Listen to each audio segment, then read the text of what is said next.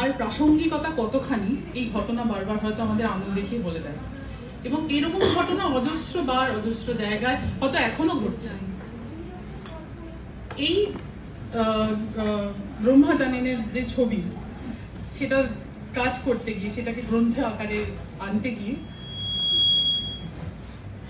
আনতে গিয়ে আমরা এই প্রাসঙ্গিকতাটাকে বারবার খুঁজে পেয়েছি।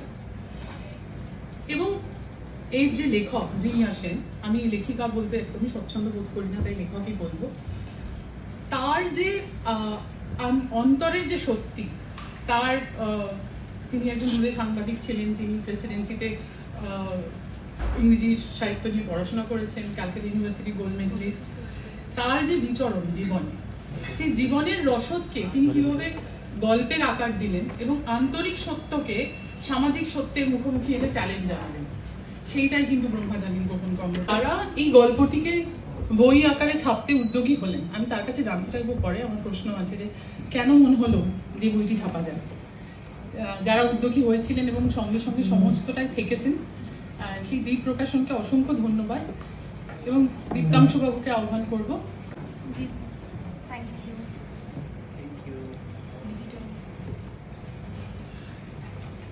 প্রত্যেকে খুলে নিয়ে সামনে আমরা প্রকাশ করব।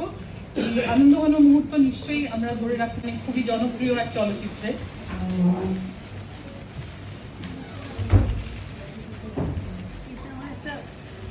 এই চলচ্চিত্রটির জন্যই, মানে সেটা রীতাভরি হোক, মানসীদি হোক বা অরিত্র হোক, এবং দিদিরও কাছাকাছি আসা কিন্তু এই ব্রহ্মাজানের গোপন কর্মটির মাধ্যমে। তার আগে আমি একটি সংবাদ মাধ্যমে কাজ করতাম,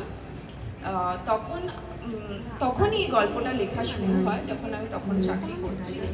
তো আমাকে প্রথমে অরিত্র একদিন বলেছিল যে ওর জন্য কিছু লিখতে। আমার সবসময় আমার মনে হয় যে যেটা আমাকে ভাবাচ্ছে, যে সময় দাঁড়িয়ে আমি সেই বিষয়টা নিয়েই লিখতে চাই, এবং এটাতে আমি খুব অনড় থাকি বলে আমার খুব প্রবলেমও হয়। কারণ মানে সবাই ভাবে যে খুব একগুয়ে, মানে এই সময় আমি এটা লিখবো, মানে এটাই লিখবো এবং অন্য কিছু লিখবো না। তো সেই সময়টা জুড়ে আমার মনে হয় যে জিনিসটা আমার খুব ভাবাচ্ছিল, সেটা হচ্ছে বাঙালি পরিবারে আমরা কিছু কথা মানে খুব গোপন রাখতে চাই, যেটা নিয়ে আমাদের। তখন আমার সবে কিছু বছর হয়েছে বিয়ে হয়েছে। আমি আমার শ্বশুর বাড়িতে, আমার শাশুড়ি তখন সর্বা উনি সব কিছুর আয়োজন উনিই করতেন, এবং তার আগে মায়ের কাছে যখন থাকতাম তখন পুজোর আয়োজন আমি করতাম, অনেক কিছুই করতাম। এখানে এসে আমি শাশুড়িকে অ্যাসিস্ট করতাম, কিন্তু উনি সব কিছু করতেন। পুজোর কিছু ফলমূল আমি কেটে দিতাম। কিন্তু আমার মনে আছে যে বছর এর কথা বলছি, যে বছর এই গল্পটা লেখা হয়, সেই বছরটা আমার জন্য খুব গুরুত্বপূর্ণ ছিল। কারণ ঠিক সেই সময় যেটাকে আমরা বলে মাসিক বা মেনস্ট্রুয়েশন, সেইটার কারণে আমার শাশুড়ি মা বলেছিলেন যে পুজোটা পুরোপুরি আমি মানে করে নিচ্ছি, তোকে করতে হবে না, তুই দেখ বসে। আচ্ছা, তার আগে বাড়িতে যখন থাকতাম, মানে মাও কিন্তু এটাই শিখিয়েছিলেন যে কিছু কথা বলা যায় না বাড়িতে। আমার দাদা আছে, মানে এইটা বলার নয় আর কি, যে আমার কোনো কারণে পেট ব্যথা হচ্ছে, বলতে হবে শরীর খারাপ করছে, কিন্তু কোনোভাবেই বলা যাবে না যে এটা মেনস্ট্রুয়েশন বা পিরিয়ডস। তো তখন আমার মনে হলো যে আমরা এটা আমি তুলে ধরতে চাই, এটা নিয়ে আমার যা ভাবনা আছে সেটা আমি তুলে ধরতে চাই, কিন্তু সমসাময়িক একটা গল্প বলতে চাই, কিন্তু খুবই এন্টারটেইনিং একটা গল্প বলতে চাই, যেটাতে কোনো বোর্ডাম নেই। কিন্তু আমার মনে হয়েছিল যে সেটা আমি একমাত্র পারবো যদি আমি একটি মহিলা পুরোহিত এবং তার স্ট্রাগলের গল্প তুলে ধরতে পারি। তখন আমার সাথে দেখা হয় নন্দিনী ভৌমিকের, যিনি মহিলা পুরোহিত এবং উনিও অধ্যাপিকা এবং ভীষণই ইন্সপায়ারিং একজন মানুষ। ওখানে আমি শুরুতেই ওনাকে বলেছিলাম যে আচ্ছা, ছিল না, হঠাৎই এরকম একটা সরস্বতী পুজোর রাত্রে ও আমাকে ফোন করে যে যেদিন ও সকাল থেকে সমস্ত পুজোর কাজ করেছিল, কিন্তু রাত্রে মানে তারপরে ওর পিরিয়ড শুরু হয় বলে সেই পুরোহিত ওকে পুজোর আর অন্যান্য কাজ করতে দেয় না। ও ভীষণ রেগে গেছিল, সারাদিন ও সব কিছু নিষ্ঠা ভরে সব করেছিল। রাত্রে ফোন করে বললো যদি এই সাবজেক্টটা এটাই হয়, তো এইটাই আমাদের সাবজেক্ট হবে প্রথম সিনেমা। সাবজেক্টটা ভাল লেগেছিল, মনে হয়েছিল, কেন আমি এই জিনিসটা দেখেছি, তার কারণ হচ্ছে আমার বাড়িতে এতটাই ঝগড়া বেড়ে গেছিল যে প্রডিউসার বলেছিল যে "তো তাহলে তো এই সিনেমাটা আর হলোই না, শেষ, অন্য কাউকে ভাবো"। তারপর দেখা গেল যে আমাদের দুজনের বন্ধুত্বটা এতটাই যে সেটা এখনো কন্টিনিউ হচ্ছে, সেই ঝগড়া থেকেই শুরু। এরকম ছোট ছোট অনেকগুলোই গল্প আছে যেটা ছাড়া হয়তো রোমাজানের গোপন কমিটি হওয়া সম্ভব ছিল না। আমি একটু যোগ করি, আমি কাজটা করতে গিয়ে দেখেছি, জেনেছি আর কি, নানা রকম গোপন কর্ম যেটা ছবির বাইরে ঘটেছে। অনেক অনেক ধন্যবাদ জানাই এই বইটার জন্য। এটা আমাদের কাছে খুব স্পেশাল।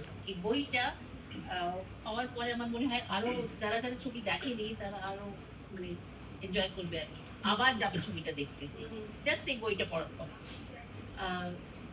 এটা বলতে পারি যে এটা আমার সত্যি আমাদের প্রোডাকশন হাউস থেকে এটা আমার খুব প্রিয় ছবি। আমি একটা বন্ধ আছে না চালু আছে। শুনতে পাচ্ছি। তো এটা আমার খুবই খুবই প্রিয় একটা ছবি। ওই দেখতে দাও না।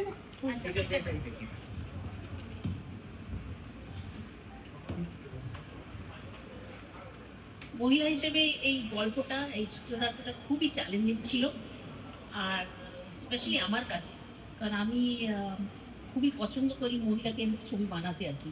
আর সবসময় মহিলাদের আমি এগিয়ে রাখতে চাই, যাতে তারা আরো আরো উন্নত হোক আর আরো ভালো ভালো তাদের মনের কথা বলতে পারে আর কি। এই ছবিটা যখন আমরা করছিলাম, এটা সাহসের ছিল, একটা সাহসের পদক্ষেপ ছিল, কিন্তু তার পেছনে কিন্তু এই সাহসটা দেখানোর জন্য কিন্তু আমাদের সাথে অনেকে পুরুষও ছিল। তো আমরা কিন্তু একা নই। আমি আমার স্ট্রাগলের কথা বলছো সৌরভী, আমি বলবো আমার স্ট্রাগল ছিল না, আমার পাশে সবসময় শিবু ছিল, কোনো স্ট্রাগল করতেই দেয় না, সবসময় আমাকে আগিয়ে রাখে। তো এরকম পুরুষ তো আমি আমার জীবনে পেয়েছি, আমার পার্টনার। তো একটা অরিত্র মতন একটা ডিরেক্টর, সে প্রথম ছবি কি করছে, এই ছবি করছে মহিলা কেন্দ্রিক ছবি, আর কি আবেগ দিয়ে আর কি অনুভূতি দিয়ে ছবিটা করেছে ও, তার জন্য এরকম একটা ছবি দাঁড়িয়েছে। তো তাকে তো আমি মানে অ্যাকসেপ্ট করবো। আমরা সব মহিলা কিন্তু কোনো মহিলা ক্যারেক্টারকে খুঁজি নিয়ে ছবিটা করার জন্য, কারণ এটা ভেবে যে না আমাদের মনের কথা শুধু একটা মহিলাই বলতে পারবে ভালো করে। আমরা কিন্তু অরিত্রর কাছে গেছি, অরিত্র কিন্তু আমাদের মনের কথা কি সুন্দরভাবে বলেছে, তাদের এত গর্ব করছে মহিলারা আজকে এই ছবিটা নিয়ে, বইটা নিয়ে। তো আমি সবসময় মনে করি সমাজ কিন্তু ইনকমপ্লিট উইদাউট ম্যান, তাই না? তো এই ছবিটার পেছনে যেরকম মহিলারাও আছে, তাদের কথা বলা হয়েছে, কিন্তু তাদের কথা বলতে দিয়েছে আমাদের আশেপাশে যে পুরুষরা, তাদেরও আমি সেজন্য ধন্যবাদ জানাই। Without them we are also incomplete, as they are incomplete without us. Favorite film আমার জীবনের, মানে এটা আমার মনে রাখার মতন ছবি, এটা আমার মনের কথা বলে। এবং আমি খুবই খুশি হয়েছিলাম যখন জিনিয়া আর অরিত্র এই সাহসটা দেখিয়েছিল ছবিটা করতে। Their first film and they proved it. আমার আর কি চাই, অ্যাজ এ প্রডিউসার আমি সব কিছু। সমাজে একটা কিছু ইম্প্যাক্ট আসতে দেখলাম। আমি অগবধূ সুন্দরের সময় ললিতা ব্লাউজ দেখেছিলাম ফেমাস হতে, কিন্তু মহিলা পুরোহিতদের কাজ বেড়ে গেছে, এটা নর্মাল হয়ে গেছে। সরস্বতী পুজো কলেজের মেয়েরা নিজেরা করছে, ক্রিমটাকে কোথা কোথা থেকে ছবি তুলে আজও পাঠাচ্ছে। 5 বছর হয়ে গেছে ছবিটা রিলিজ করেছিলেন, অত্যন্ত প্রতিকূল পরিস্থিতিতে রিলিজ করেছিল। কোভিড শুরু হয়ে যায়, তার 2 সপ্তাহের মধ্যে লকডাউন হয়ে যায়, কিন্তু ছবিটার প্রতি ভালোবাসা, জনপ্রিয়তা, এটাই বোধহয় ভালো কাজের দাম। এটাই বোধহয় জিনিয়াদি, অরিত্র, ওদের সবার পুরো টিমটারই কাজের হয়তো ভ্যালু, যে মানুষ ছবিটাকে একটা অন্যভাবে ভালোবেসেছে, অন্যভাবে মেনে নিয়েছে। এখনো কত জায়গায় গেলে লোকে যে ছবিটার কথা আগে আমায় বলে, আমাকে নিয়ে রিলেট করে, সেটা হচ্ছে ব্রহ্মা জানে।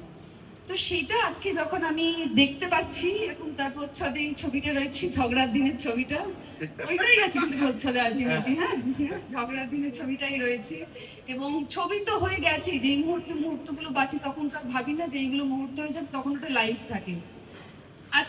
আজকে মানে এত ওভারওয়েলম লাগছে, গর্ব হচ্ছে। দীপ প্রকাশনীকে অনেক অনেক থ্যাংক ইউ, অনেক ধন্যবাদ। মানে এটা আমার কাছে যে কোনো পুরস্কারের থেকেও অনেক অনেক অনেক বড়। আমার তো দাদু দিদা প্রফেসর, আমার বাড়ির শুধু সবাই একাডেমিক্সে, তারা অ্যাকচুয়ালি চলচ্চিত্রটাকে একটু কমই বোঝেন, আমার মা বাদ দিয়ে। তারা যা গর্ববোধ করবে এই বইটা দেখে, আমি তো সেটা জানি। তারা ছবিটা মানে আমার একেবারে কি বলবো, আমার বাড়িতেই যারা আমার একদম আলটিমেট নিন্দক বলতে পারো, তারা পর্যন্ত আমার সংস্কৃত উচ্চারণ, কোথায় কি মন্ত্র আমরা ব্যবহার করেছি সেটা নিয়ে তারা ভীষণ গর্বিত ছিল। এতটা নিষ্ঠা নিয়ে ছবিটা বানানো হয়েছিল। তাই আজকে এই মুহূর্তে আমি জাস্ট থ্যাংক ইউ বলতে চাই। তোমরা যারা ঈশ্বরকে বিশ্বাস করো তাদের জন্য বলতে চাই যে মানে ঈশ্বরের কাছে পুজো করতে গেলে, তার কাছে পৌঁছতে গেলে ছেলে মেয়ে পিরিয়ডস কোনোটাই ম্যাটার করে না। অত্যন্ত নিষ্ঠা নিয়ে তাকে যেভাবে পুজো করবে, আমরা একটা ছবি দিয়ে পুজো করেছি, তারা আমাদেরকে ভরে ভরে আসে। Thank you. কি হোক,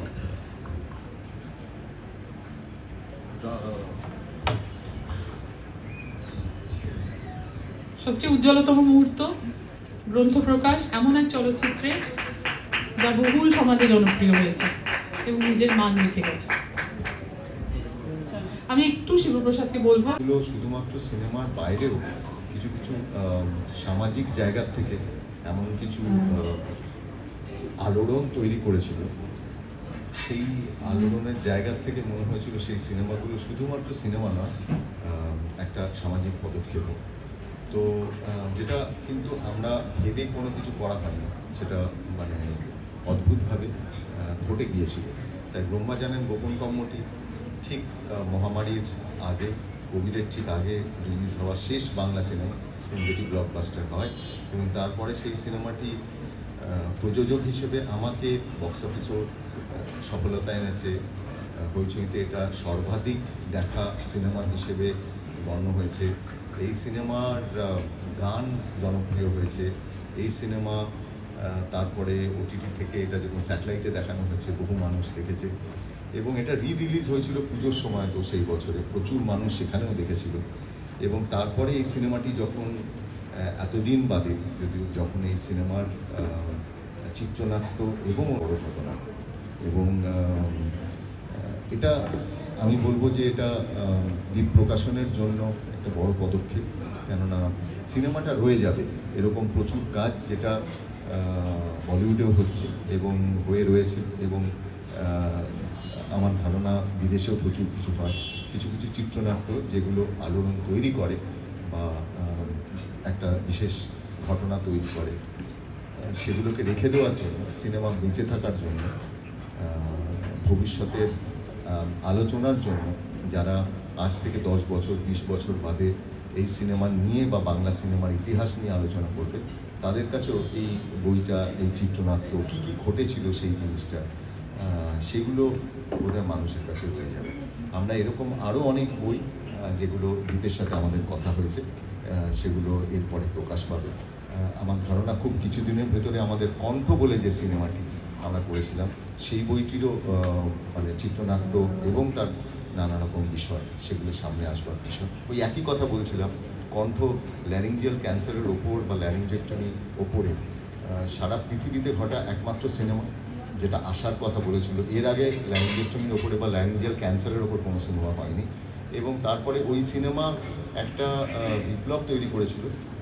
এই বছরেরই 4 ফেব্রুয়ারি কণ্ঠর মানে আমাদের ওয়ার্ল্ড ক্যান্সার ডেতে কণ্ঠ ক্লাব আবার নতুন করে তৈরি হবে। সেই দিনই আমাদের আনুষ্ঠানিকভাবে বই প্রকাশের উদ্যোগ রয়েছে এবং সেটা বইমেলাতেও পাওয়া যাবে।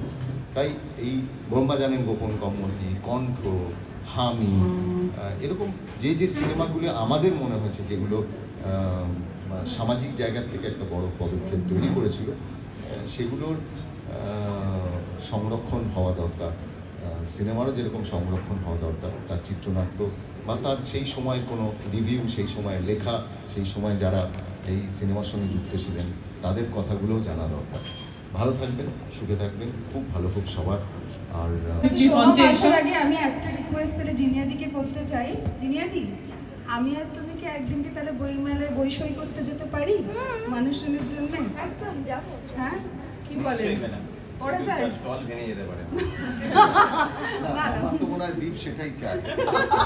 দীপ চায় তুমি রাজি থাকলে আমি আছি, তোমার ছাড়া আমি সই করতে পারবো না, সেটা একটু একদম। এবং আমি একটা কথা বলবো যে ব্রহ্মা জানেন গোপন কমিটি দিয়ে এটাও বড় জায়গা হয়েছিল, that you don't need any star, content তোমার বড় স্টার। এবং ব্রহ্মা জানেন গোপন কমিটিতে তারকা হিসেবে মানে আমাদের রীতাভরি চক্রবর্তী এবং সোহম, তাদের দুজনের যে কেমিস্ট্রি, তাদের দুজনের কাজ বক্স অফিসে সত্যিকারের আলোড়ন তৈরি করেছিল। এবং সেই সময় এই অদ্ভুত একটা বিশ্বাস হয়েছিল। এবং আমাদের এই ব্রহ্মাজানন গোপন কমিটি রিলিজ হয়েছিল উইমেন্স ডেতে, তারই আগে আমরা মুখার্জিদার বউ রিলিজ করেছিলাম। আজকে যখন বক্স অফিসে টলিউডে যখন ছুটির দিনগুলো নিয়ে প্রবল মারামারি চলছে, তাই মুখার্জিদার বউ এবং ব্রহ্মা জানেন গোপন committee 8th of March women's ডেকে ওই দিনটিকে কেন্দ্র করে মুক্তি পেয়েছিল। এবং দুটি ছবি আপনারা সবাই জানেন বক্স অফিসে সফলতা পেয়েছিল। তাই এই দুটি ছবি তারা প্রমাণ করেছিল দ্যাট শুধু কন্টেন্টই সব থেকে বড় কথা। ধন্যবাদ এই পুরো টিমকে, থ্যাংক ইউ। আমাদের ব্রহ্মাজাননের যে বইটা বেরিয়েছে না, এটা আমার কাছে একটা খুব স্পেশাল জিনিস দুটো কারণে। একটা তো ডেফিনেটলি আমার ফিল্মে প্রথমবার একটা বই বানানো হলো, আর দ্বিতীয়ত আমার কাছে জিনিয়া সেন খুব স্পেশাল একজন মানুষ। জিনিয়াদির এরকম একটা বই বেরোনো আমার কাছে খুব পার্সোনাল ভিক্টরির মতন। এটা একটা it's almost like me winning an award. So congratulations to you জিনিয়াদি, একটা জোরে হাততালিও প্লিজ জিনিয়াদির জন্য। আর এই ফিল্মটা আমাদের চারজনই প্রায় বলতে পারো মানে অনেক কিছু ফার্স্ট টাইম আমরা করেছি। ডেফিনেটলি এটা ওদের ফার্স্ট ফিল্ম, অরিত্রদা ফার্স্ট ডিরেক্ট করেছিল ব্রহ্মা জানেন গোপন কমিটি। জিনিয়াদি বলবে না? আমি অরিত্রকে ক্রিসমাসের দিন বেশ কিছু কথা বলি। আচ্ছা বলছি দাও। জিনিয়াদি আর অরিত্রর যে কোনো কাজ করা মানেই হলো সেই কাজে যদি আমি না থাকি আমার থেকে প্রচন্ড প্রচন্ড প্রচন্ড রকমের গালাগালি দিই, সেগুলো আর এখানে বলা যাবে না। তবে গালাগালি দেওয়াটা হয়ে গেলে, রাগটা নেমে গেলে, এবারে তো আরো না সোহামও ছিল, মানে আমাদের ফ্রেন্ডশিপটা, আমাদের ইউনিটটা গোজ বিয়ন্ড সিনেমা করা। আমরা এমনিও সারা বছর কমন গসিপ, কমন আনন্দ করার সব জিনিসপত্র, মজা করবার সব আইডিয়া, একজন আরেকজনকে সাপোর্ট করে, we do it through out the year, সব সময়। তো এবারে সোহাম আছে সেটা জন্য তো আমার আরো মনটা গেছিল খারাপ হয়ে।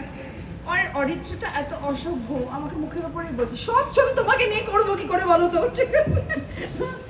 আমি তো বলছি করতেই পারো, একদম একদমই করতেই পারো। একটু বলি, হ্যাঁ। এই ছবিটার সময় কিন্তু আমি তোকে চুপি চুপি বলে দিয়েছিলাম যে কাস্টিং এ জন, তো আমি তো একটা অফার দিলে আমি কি করব? অরিত্রের সাথে এটা কিন্তু আমি তোকে বলে দিয়েছিলাম, সে তুই ভুলে গেছিস। না আমার মনে আছে, আমার কেন কি করে তুই ভুলে বললি যাবো? যে আমি কি করে অরিত্রকে বলবো। না আমি বলে দিচ্ছি হালকা করে। তো 23শে জানুয়ারি রীতাবরীর ইচ্ছেকে দেখতে হলে ভানুপ্রিয়া ভূতের হোটেল দেখুন সবাই, তাহলে খুব আনন্দ পাবেন। কিন্তু আমি একটা অ্যানেকডোট দিতে চাই ব্রহ্মা জানেন নিয়ে। জানি না কত এই পার্টিকুলার ছবিটা, মানে এই আমাদের মেয়েদের পুরোহিতের জ্ঞানটা, এটার আমি একটা নাম দিয়েছিলাম বাতাসিপুরের স্পাইস গার্লস। তারা একদমই মানে স্পাইস গার্লসের মতনই ব্যবহার করতো, কিন্তু বাতাসিপুরে যেহেতু আমাদের গল্পটা সেট ছিল তাই এটা বাতাসিপুরের স্পাইস গার্লস। কি সুন্দর লাগছে না এটা? আহ, থ্যাংক ইউ সো মাচ। অরিত্রদা তুমি কি বলে নিয়েছো? ভানুপ্রিয়া অরিত্র হোটেল ছবিটা দেখবেন, ভানুপ্রিয়া হোয়াটএভার হোটেল ছবিটা দেখবেন।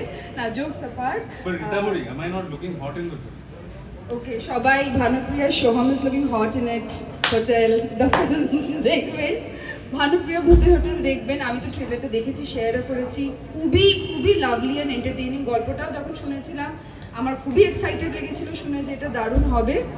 তবে যেটা জিনিয়াদি বললো সেটাও ঠিক কথা যে পরে অরিত্র আমাকে আরো একটু বেশি লোভনীয় প্রস্তাব দিতে হবে, ঠিক আছে তোমরা করো, আমি আছি, পাশে আছি, আমি পরে ঠিক আছে, নো প্রবলেম। বাট যাই হোক, the film is looking lovely, সবাইকে দারুণ লাগছে। মিমি, স্বস্তিকা দুজনেই আমার খুব প্রিয়। ইনফ্যাক্ট বনির সাথে কম ইন্টারাকশন হয়ে থাকলেও ও একটা মনে হচ্ছে একটা খুব প্রমিসিং পারফরমেন্স ছবিটাতে দিতে চলেছে। আর এই এত টেনশন ঝামেলার দুনিয়া একটা কমেডি ছবি দেখুন না, একটা যান, হাসুন, আনন্দ করুন, পুরো ফ্যামিলিকে নিয়ে দেখতে পারবেন সেরকম একটা ছবি। এমনিতেই এরা দুজন যা ছবি করে ফ্যামিলি অডিয়েন্সের জন্যই করে, so you can absolutely enjoy it. আমার আমি ভরে বলে দিয়েছি, আরো কিছু বলতে হবে? হ্যাঁ, এর থেকে বেশি একটা ছবি যেটা মুখের সামনে নিয়ে সরিয়ে নিয়েছে বলা উচিত নয়।